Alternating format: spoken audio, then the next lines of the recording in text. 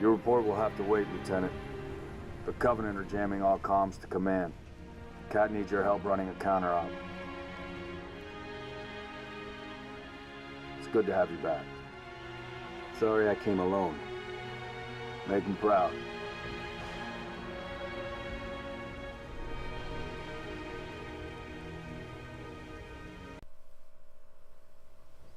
Hey, what's up everyone? Nick here. Welcome back to the Halo Reach Legendary walkthrough. We are moving on to Mission 8. This is called New Alexandria, and we're going to start the mission doing something a little different. So, in a couple previous levels, we've been passengers in these helicopters, and we've been behind the turrets and behind the grenade launchers. Well, this time we are actually going to be piloting the vehicle, and this takes a little bit of getting used to. But the way you do it is you hold down the left trigger to raise your elevation, and then once you're at a level you like, you can press A to lock in that altitude. But you don't have to lock it in. You can kind of sway up and down. You can also swerve from the left to the right, and that's because in the sky there's going to be a couple of these Banshees, which are the alien vehicles, and so you see how I'm kind of like swaying from the left to the right, and also I didn't have my altitude locked. That way it's harder for them to hit me, and you're just gonna kill a couple of the Banshees. Now, for the most part, the Banshees are They can infinitely respawn, so you're not really going to be focusing on the aerial combat. Instead, what you're going to do, so this level is called New Alexandria. We are flying from building to building, trying to complete various objectives. And so you can see right here our indicator is 300 meters away. We're trying to get to the landing pad of this building right here. And then as you approach a new objective, there's going to be a couple things you have to take out. So right here on the landing pad, there's actually going to be 2 turrets, and I got a little too close for comfort right there. But there's one turret down, and there's the other. So you see I got a little aggressive because I forgot that the turrets were there. So just be a little more careful when you approach this landing pad. And then before you actually get out of the vehicle, there are going to be a couple Covenant soldiers like guarding the entrances usually. So you can actually use the turret to... So even though you're piloting the vehicle, you do have control of the main machine gun. So you can use that to clear the way a little bit. But eventually it's just worth it to get out and scale these stairs, take out some brutes and grunts, and carry on your way. And so Mission 8, very similar to Mission 7 in the sense that it's one of the easier chapters in the game, which is good because the next 2 levels, Missions 9 and 10, those are 2 of the harder levels in the game. But yeah, one of the reasons this level at least starts off relatively easily is because you're going to be fighting brutes instead of elites. And so this is something that I discussed in great detail in the previous level. When it comes to fighting the brutes, they are much easier to kill than the elites. Now, in the second building we come to, we are going to have to fight some elites, but that ends up not being terribly difficult because most of them are the jetpack elites, which, as I've explained earlier, have weaker shields. And then in the third building we come to, we're going to have to fight some hunters, and there's actually going to be 4 hunters all in one room. But it turns out you don't actually have to kill all of them to complete your objective. In fact, if you wanted to, you could probably do it without killing a single one, but I'm going to show you an easy way to at least kill 2 of them. But that's all further down the road. In fact, the hardest part of this level is probably getting used to the vehicle combat. That's probably the hardest part, and that's where I struggled the most. Now, I don't know what this brute is doing. He's just like dancing up there letting me shoot him. So go ahead and make your way up to the objective indicator. There's going to be a couple enemies, but by this point, if you're playing along, by this point you should be, pretty used to the combat, and these typical firefights aren't going to be too challenging. Alright, so you'll come to these elevators here, and this is going to bring us down into our first building. Oh, down or up? Never mind, up. Bring us up. And so you can really see at this point in the story, it's no longer become about saving Reach. It's become about saving the people. So at this point in the story, it's more or less, Reach is going to fall. How can we save the most people as possible? And it's a really tragic story, and that's one of the reasons I really enjoy the game, because it's a very meaningful, deep story.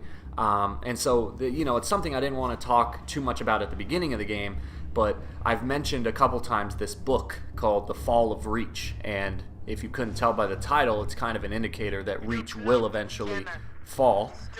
Now right here, you're just going to have to destroy this jammer, and then once you do, you're going to want to run away. You're going to see I get a checkpoint here, so there's going to be a cut in the video, because as soon as you do that, the insects are going to spawn, and so you want to just run back to the elevator. These guys are a pain to fight. They're kind of hard to fight, to be honest, so I'm just going to try to bypass most of them. So I'm just going to run straight back to the elevator, maybe shoot these two if you can, but get inside that elevator and you'll be good. Now you might take some damage, that's okay, because we'll find some health packs a little later on. But it's just, it goes along the lines of what I was talking about earlier in this walkthrough, where sometimes you just have to pick and choose your battles. It's not always worth it to engage every enemy, and with those insects, that's often the case. They are tough to fight because they're just very agile. They can move very well, and it makes it hard to actually get a shot in on them. On the plus side, it usually only takes 1 or 2 shots to kill them, especially with like a weapon like the DMR. But in my opinion, it's just not even worth it to engage. You're better off just running straight to the elevator. And now we're going to get back to our vehicle. Alright, so go ahead and take off. Typically, every time you leave an objective, there's also going to be a number of banshees in the area, so just kind of take the opportunity to clear the skies the best you can. Your AI partners in this section will actually be somewhat helpful. So you see we have 2 guys on the turrets. They actually do help a little bit, so that's helpful. But anyway, we are given our new objective, Neutralize elites and engineers. So remember, engineers are those aliens that are actually not hostile. They don't wish to hurt the humans. They just kind of serve whoever they're working for, and in this case, they're working for the Covenant. They are the fixers. They fix things. That's what they're really good at. That's why they're called engineers. And so over here on this rooftop, there's going to be a couple elites and engineers. And the problem with engineers, so if a human were to just run into an engineer, it wouldn't be a big deal. You could just bypass him. You could probably pet him. It doesn't really matter. But when the engineers are working with the Covenant, what they do is they can amplify shield strengths in the area. So if you ever come to a firefight where there are elites and an engineer, in that case you're going to want to kill the engineer, because he is going to strengthen the shields of the elites, and so it's going to take a lot more ammo and a lot more effort to take them out. So go ahead and approach this rooftop. Again, you might want to just keep a safe distance, but for the most part on this rooftop there's going to be some standard enemies, and then like I said, there's going to be some engineers. You see I actually took quite a bit of damage just from the enemies shooting at me, and that's because I was kind of standing still. I underestimated the threat here. Instead, what you want to do, notice how what I'm doing now is I'm kind of parrying to the right to make myself a harder target to hit. And so I've kind of fallen into a tough scenario here. My vehicle is already smoking. And the reason that's dangerous is because these vehicles typically do not heal on their own. So your vehicle has a limited amount of strength, and once it starts smoking, the next step is it'll catch fire. And then shortly after that, any more damage you take, your vehicle's going to explode. So I've kind of fallen into a tough spot here, given that I'm not even halfway through with the level and my chopper is already smoking. So that's why it kind of pays to be a little more careful than I was at the beginning of this level. The longer you can keep your chopper stable, the better, because you're going to actually see later on at the very end of this level there's a pretty tough section where I ended up dying a couple times because my chopper had already just taken so much damage. But anyway, now you're going to approach the new objective, this rooftop over here. Again, be careful as you're approaching. There are typically going to be turrets surrounding the area, so you don't want to go in too fast. But you'll see right here, this is a relatively calm landing zone. So I'm just going to drop the chopper, get out, and carry on my way. Alright, so this is the second area, and this is exactly what I was talking about. You can see how the grunts, they're all glowing purple. And that is because right now their shields are being strengthened by the engineer in the area. So your immediate goal should be to kill the engineer. Unfortunately, I wasn't fast enough. I couldn't see the engineer. So it's actually floating right in front of me, but for some reason it just kind of blended in with the environment. So that's the engineer right there. You got to kill that guy as quickly as possible. And so you see this glass is making that impossible, so he's going to float down to protect itself.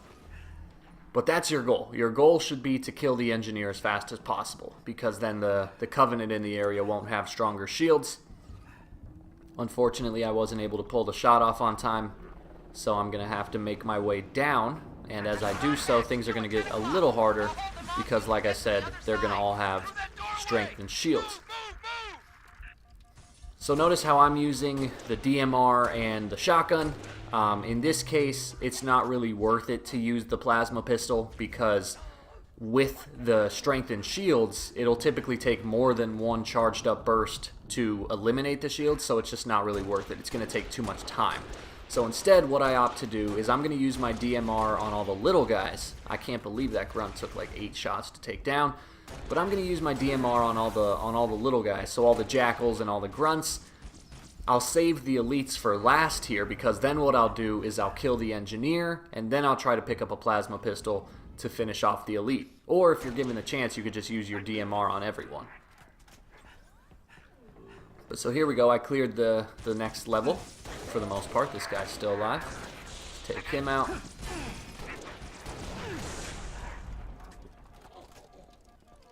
Alright, let your shields regenerate. Taking a bit of damage here, more damage than I like to. But you can see just how annoying these shield strengths get. I mean, just killing one jackal becomes a chore. There's a lot of ammo lying around here though, so it pays to look around, because there are a lot of dead human soldiers, which means they're going to drop their ammo. So all the way over here you can see I just picked up a bunch of shotgun ammo. And that's another thing. Usually I avoid using the shotgun, but in this case it can be pretty helpful, because the shotgun does get their shields down pretty quickly, assuming you're able to get close enough to actually use it. Alright, so now we have one more level to clear out. And all this time you're going to want to be keeping an eye out for that engineer. So now you can see the brute down there. I think I accidentally said elite earlier. I meant to say brute. So again, try to focus on the little guys first. That's where the DMR comes in handy. However, you'll note that I'm starting to run low on DMR ammo. That's okay. I'm actually going to be picking up, so right here, the ammo that I was just talking about, there's a lot of it lying around. So make sure you look around for it.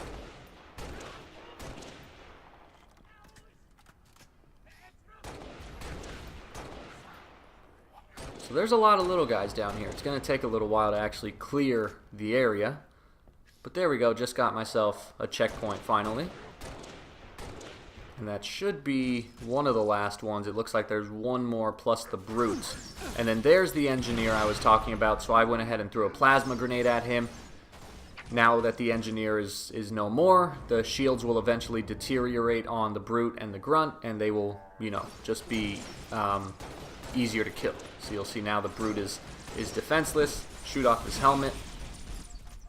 I really despise the needler, but God, I just can't get this guy. There we go, finally. Alright, and then one more grunt, and we should be good to move on. So again, you'll notice that I'm starting to drop low in DMR ammo, and in the next area there's actually going to be quite a bit of enemies. So what you're going to want to do is, as soon as you start running low on the DMR, look for the needle rifle. That's going to be the weapon of choice here. So right now, I picked up a plasma pistol. I think what happened is I accidentally dropped my DMR, and the DMR went through the floor. It glitched out of the map. So at this point, I was starting to worry. I was thinking, how am I going to do this without the DMR? But I recommend picking up the needle rifle at this point anyway. So the DMR is great. It's my favorite weapon in the game. But this needle rifle is really effective in this part of the map, because we're going to be killing a lot of enemies from really far away. And so the beauty of the needle rifle is, once there are a certain amount of needles inside of your target, they actually will explode. And so, say there's like a brute right here. I shot him 3 times with the needle rifle. I don't think I hit him in the head a single time, but because all 3 needles made contact, they exploded, and the explosion killed him. And so that's a really good way to, so again, you see right there, 3 needles and he exploded. And the reason this weapon is more effective in this area is because we're shooting these enemies from so far away, we can't really rely on getting headshots all the time. And so that's why all it takes is 3 solid points of contact and your enemy goes down. It's a very powerful weapon. Typically I prefer the DMR, but you're going to see that not only is the needle rifle better in some circumstances, but in this area in particular, there is a lot of ammo for this gun lying around. And so that's another reason to kind of choose this weapon. Alright, so we've cleared out the first half of this hall here. So we're going to keep making our way down. Now you can see that once again the enemies are glowing purple, which tells us there's an engineer in the area. So our primary goal should be to take that engineer out. So try to figure out where it is. Look for those pulses. So you'll see right there, I actually just passed over the DMR. That's how much I'm enjoying the needle rifle right now. As I said, you know what? I'll save that DMR for later when I run out of ammo for this weapon. Alright, and so now there are quite a few brutes left at the end of this room. So we're going to get to work taking them out. So again, it should only take 3 solid shots to cause the explosion. Some of these brutes do have armor lock though, so you'll see that guy using it. So if they do that, don't bother shooting at them. You're just going to end up wasting your ammo. And there we go. That's it. That needle rifle made things way easier for us because we didn't have to use nearly as much ammo. And now you're good to approach the second jammer. That will trigger a checkpoint. We will have completed this objective. There's some more needle rifle ammo right there. So like I said, it's very common. It's a common weapon to find. So always look around for that ammo. If you want, you can switch to a jetpack right now. I don't think it's primarily helpful, but you're given the option. Alright, and so now we're going to disable the jammer. So now we can make our way back to the chopper. But as we're backtracking through this room, there's going to be a large number of jetpack elites that ambush us. And so I'm basically going to do the same strategy I did coming in here. I'm going to shoot the enemies from far away. Because I'm using the needle rifle, it should only take a couple solid hits to actually kill one of these guys. And this guy's a bit more elusive than I was anticipating. Alright, so here we go. Let's do this proper. These guys will jump around a lot. One of the benefits of them having jetpacks. Now these guys, they do have shields. So unlike the brutes, they are going to have shields. So you're going to want to try to go for headshots here. But it should still be easier with this weapon given the fact that we're fighting them from a greater distance. You don't have to rely on getting headshots. But I'm going to start making my way up, and at this point I am going to switch back to the DMR only because these guys, like I said, they have shields. Unlike the brutes, they do have shields. So the DMR, in my opinion, is just going to make things a little easier here. So the needle rifle is a great weapon. It works really well against brutes. But for these elites, I'm going to go back to using the DMR because at this point I'm close enough to them where I can get headshots consistently. And that will lower their shields at a faster rate. So it should take it takes about, I think, 3 to 4 headshots to lower their shields and then 1 headshot to get the kill. So you'll see right there it took 5, but that's because I missed 1. And I'm just going to kind of stay in this general area. I'm going to let them come to me. I'm not going to run out into the open and get myself killed. But there are a large number of them. So this isn't necessarily an easy fight by any means. And which kind of brings me to one of the points I was thinking about. For those of you watching this that aren't necessarily playing along with the game, or even if you are playing along with the game, I was going over like some of my gameplay, and I started to think like that I was making it look a little easier than it actually is. And I think, you know, this isn't like a way to brag or anything like that. It's just kind of a pure fact that a lot of what it takes to be good at Halo is just experience, and I've been playing Halo games since I was in high school. So I have basically mastered the Halo mechanics. So even if I haven't played a Halo game in a while, I can pick it up, and it might take me, a half hour or so, but eventually it's just going to feel like riding a bike, and I'm going to click right back into it. So a lot of the reason that it might look easier than it is just because I have a large amount of experience with this game. So I'm able to kind of zip through it at a faster pace. So to kind of put it in perspective, the first time I played this game on Legendary by myself, it took me about a week to beat the game. And that was with me playing it nonstop. Like, that was all I cared about. Now, when I recorded this walkthrough, when I recorded this Legendary playthrough, it took me a day and a half of playing to beat it, and that was not even the full day and a half. I just mean, it took me a full day and a half, but I sat down a couple times to actually play it, so that it didn't include time that I was working on homework and grad school stuff and other things like that. So you can easily see that shift in how shorter of a time it took me to beat this game on Legendary, and again, that's because I just have a lot of experience with Halo. So that's just something I was thinking about while I was watching some of this gameplay and recording the commentary. But anyway, now we're good to move on to our next objective, and this next one's going to be kind of interesting.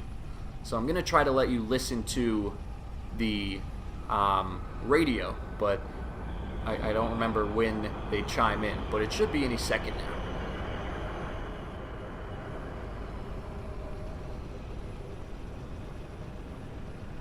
Command, this is Gunnery Sergeant Buck with the 11th ODST, over. Copy, Gunnery Sergeant. Go ahead. Phantom's got one of my squads paid. I need to take it out and evac my troopers.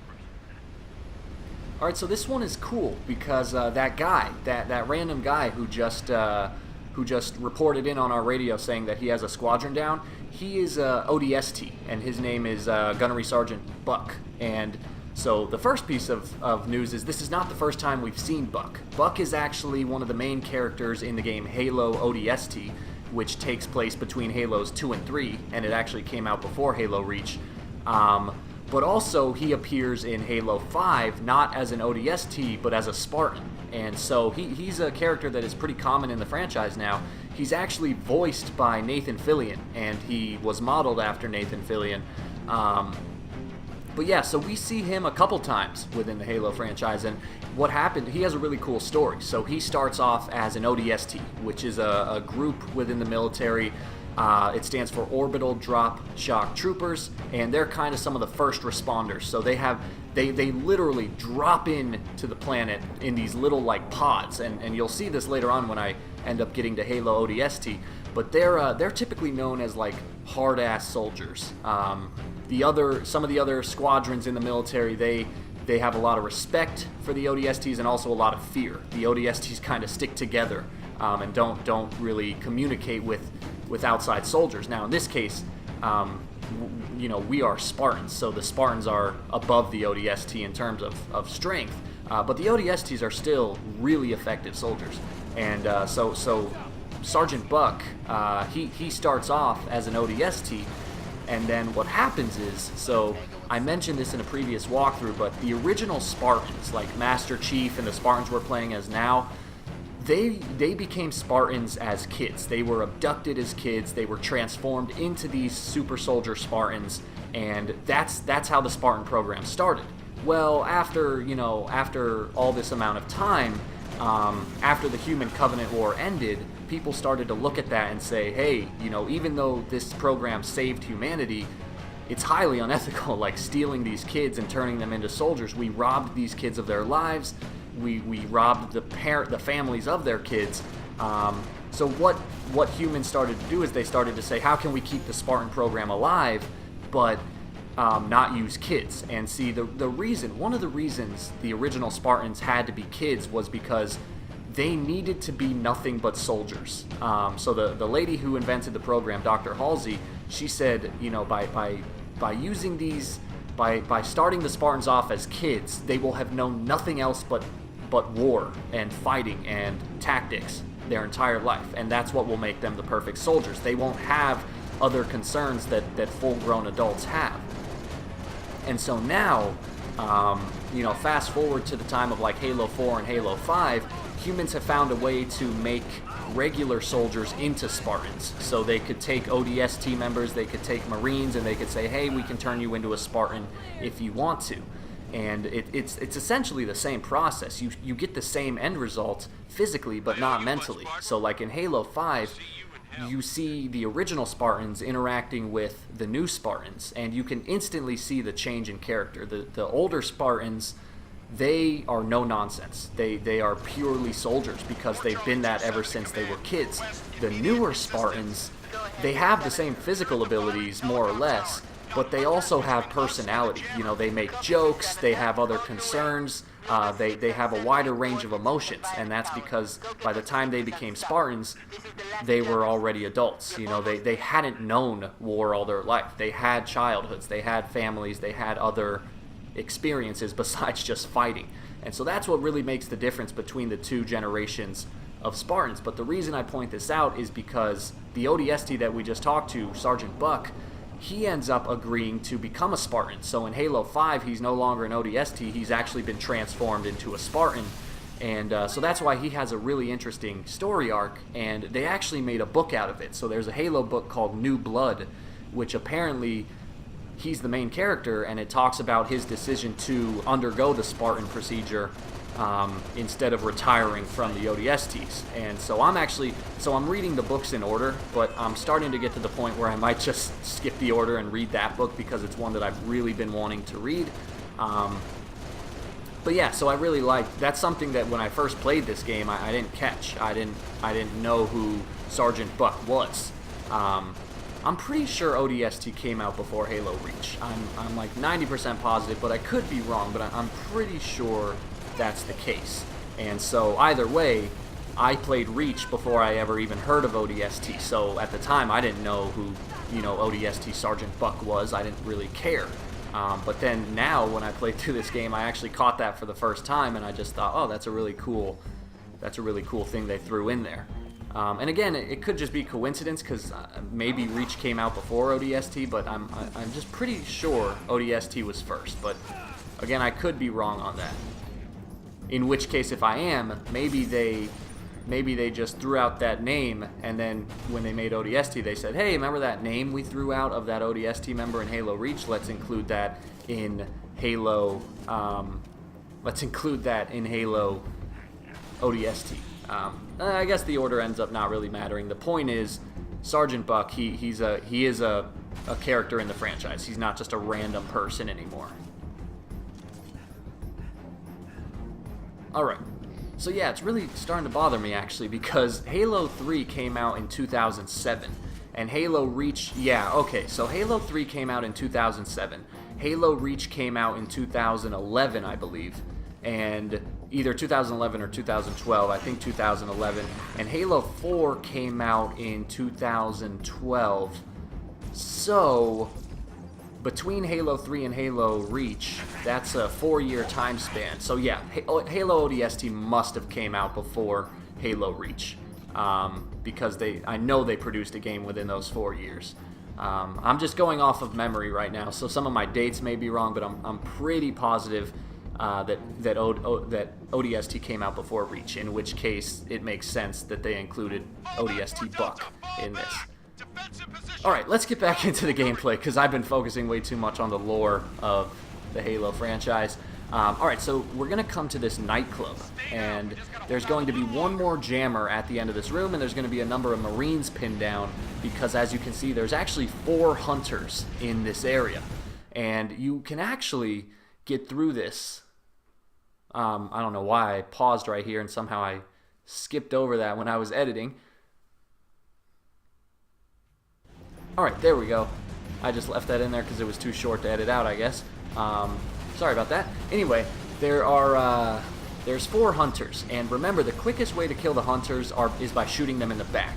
So I'm going to pull out my needle rifle, and since all of these hunters are kind of preoccupied with the Marines in the area, they are clearly, so this guy right here, he's exposing his back to me. And so I'm just going to shoot the needle rifle into his back as many times as I can. And that's going to eventually kill him because remember, if you shoot about 3 or 4 needles into a target, they'll cause an explosion. So that explosion is going to cause him a lot of damage.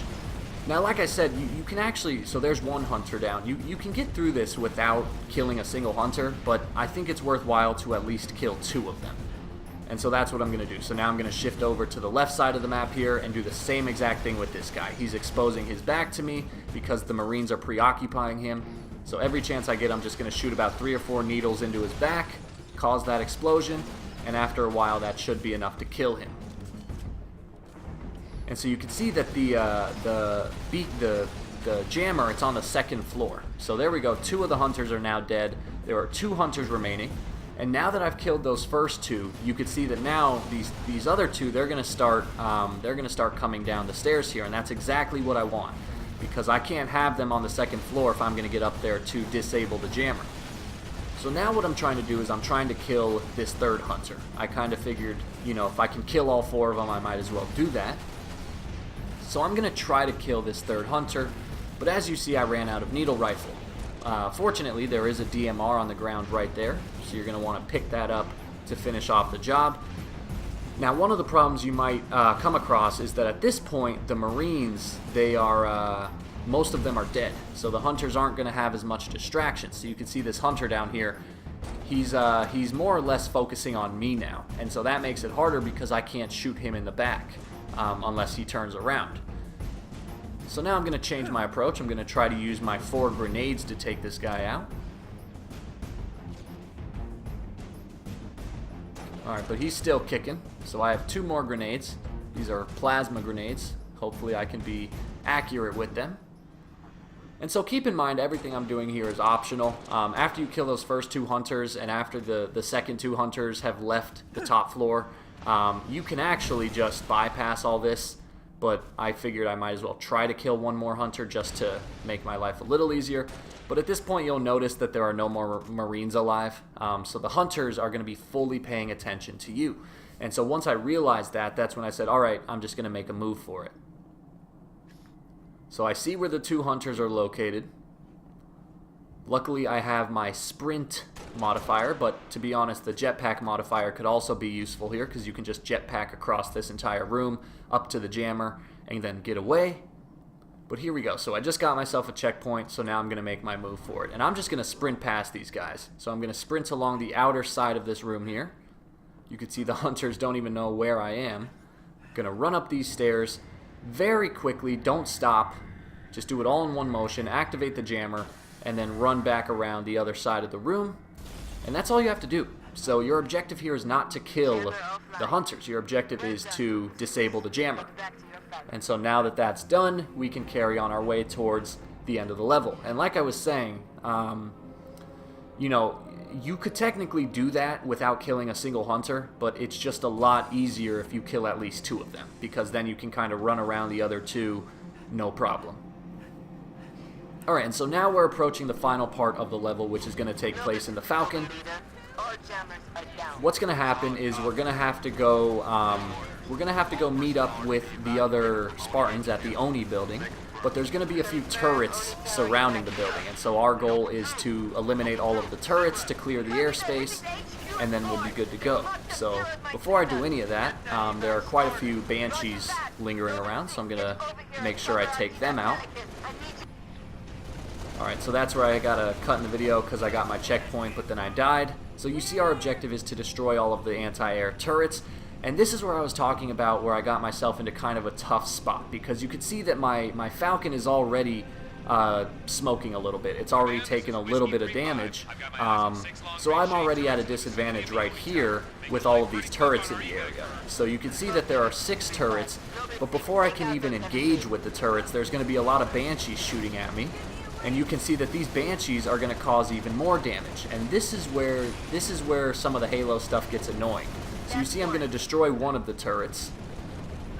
And then there's more Banshees that I have to kill. And you're going to see what ends up happening, and this is what you don't want to happen to you. Now my helicopter is on fire. That means it's very close to death. And what's going to happen is the game is actually going to give me a checkpoint. And the problem is, because that game gives me a checkpoint, so right here I got the checkpoint, but I'm going to end up getting another one shortly after. But the problem is, because the game has given me a checkpoint, every time I respawn now, my helicopter is going to be on fire. And so this is where you could kind of get into one of those infinite loops where you just can't win, because every time you die, your helicopter respawns on fire, and you just can't do anything about it. So this is the situation you don't want to get yourself in. But here we go, I got the checkpoint, and now I'm going to finish this off. So if you find yourself in this situation where your chopper is very near death, the way you're going to want to do this is to just never stop moving. So you'll notice how I'm kind of parrying to the right here, and I'm going to shoot this first turret, and I'm never going to stop moving. I'm never going to stop and focus. I'm just going to shoot it while I'm moving, and that's the strategy I'm going to take with every turret. I'm just going to go around this building in a counterclockwise rotation. Again, never stop moving. Just go turret to turret, and eventually you should be able to get the job done.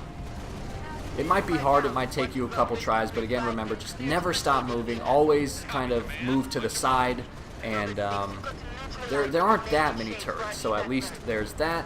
Another thing you could do is always try to constantly be changing your elevation, because that will make you a harder target to hit. But there we go, all turrets are now destroyed. I'll get my checkpoint. All of the Covenant are going to now flee the area, and I'll be good to land on the building's platform, and that will bring about the end of the level. And then there's going to be a really important cutscene that ends this level, so I highly suggest you stick around to watch it. Yeah, it's a really deep cutscene. But anyway, guys, thank you for watching. Like and subscribe if you get the chance, and I'll see you in the next mission. I think we only have 3 more to go.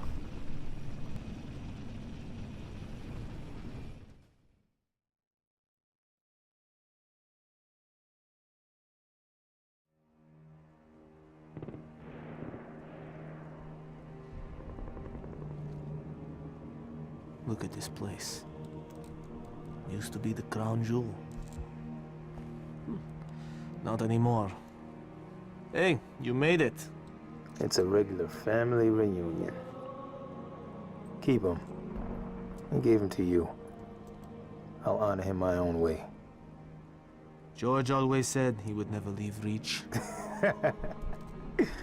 The big man was sentimental. He gave his life thinking he'd just save the planet. We should all be so lucky.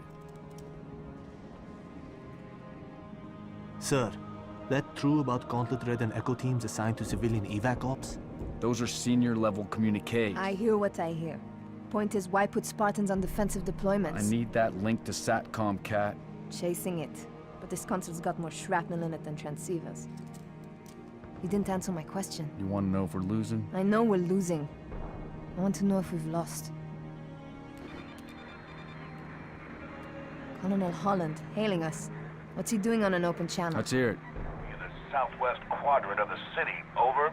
Sierra 259. If you are receiving, I am authorizing override of radio security protocols to link with this channel. How long for a secure link? I can't guarantee secure anymore. Could Covenant trace it to us? I could. Noble leader, this is a priority 1 hail. If you are receiving, acknowledge immediately. Keep it brief. Carter here. Yes, sir. We got movement. Multiple Covenant vehicles vacating the area. And they're in a hurry. How often you see Covenant retreat for no reason? Radiation flare.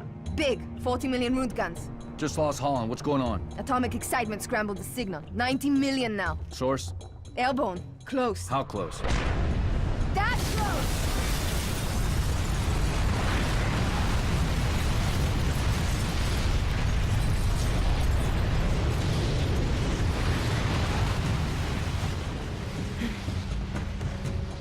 First glassing? Me too. Don't worry, I'm on it. Our best option is a fallout bunker on sub-level 2. 96 meters northeast. We get orders from Holland, sir? We're being redeployed to Sword Base. Sword? Covenant own it now! Which is why they want us for a torch and burn op. Keep Dr. Halsey's excavation data from falling into enemy hands. If it hasn't already. Maybe, but according to Holland, the Covenant are still hunting for something. Where does he get off calling a demolition a priority 1?